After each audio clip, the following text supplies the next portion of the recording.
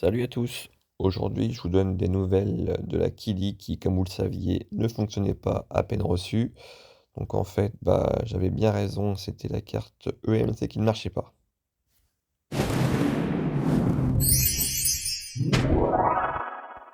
Donc après contact avec le SAV de Kili qui était très réactif, ils m'ont envoyé une nouvelle carte eMMC que j'ai fraîchement installée.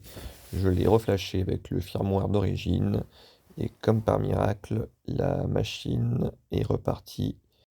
Donc je trouve quand même dommage que la machine soit en panne à peine arrivée, mais bon après voilà, c'est une pièce défectueuse, ça peut arriver. Donc comme vous pouvez voir là, le firmware est en train de se réinstaller sur la machine, et après installation, elle a redémarré directement. Du coup, je me suis directement mis à tester sur une impression en ABS avec mise en route de la chauffe de la chambre d'impression.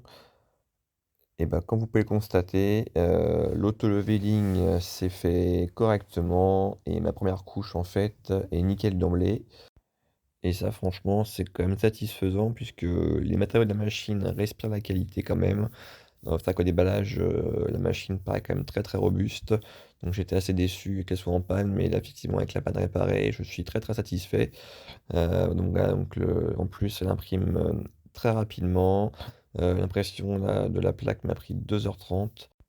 J'ai eu aucun souci d'impression avec l'ABS. La chambre chauffée est un réel avantage. La chambre chauffe en plus très rapidement, monte à 50 degrés en moins de 2 minutes.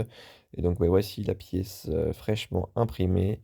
Et bien on peut constater que la qualité est au rendez-vous, et cela avec les réglages de base, du slicer de chez Kidi, hein, qui est copié, de Bamboo Slicer.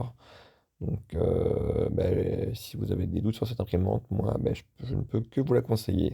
Sur ce, je vous fais des bisous et je vous dis à la prochaine.